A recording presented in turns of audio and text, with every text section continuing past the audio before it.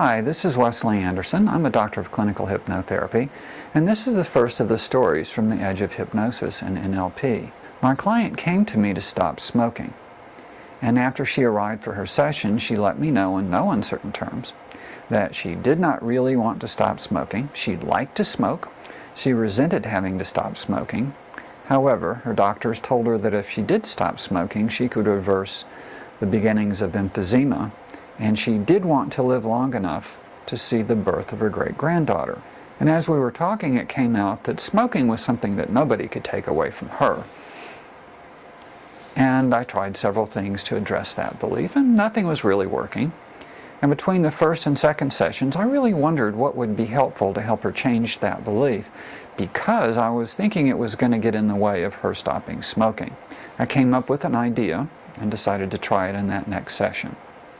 And when we got back together, I said, you know this thing about smoking being something no one can take away from you? She says, yeah. I said, well, there are people who have beliefs they'd be willing to die for. Would you be willing to die for that one? No.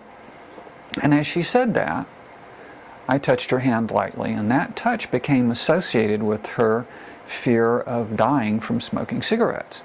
And after that, every time I mentioned smoking or nicotine or cigarettes, I touched her in that same spot on her hand and re-evoked that fear. So she did live long enough to see her great-granddaughter be born. So this is a good example of how a lot of times people smoke for reasons other than nicotine.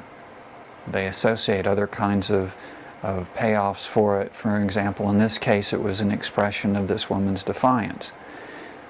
Something nobody could take away from her. And that's not about nicotine or even the physical activity of smoking. And once we addressed that belief, it was easy to help her stop smoking, and she did so without any withdrawals or any cravings, and she just felt fine. And this is the first of the stories from the Edge of Hypnosis in NLP.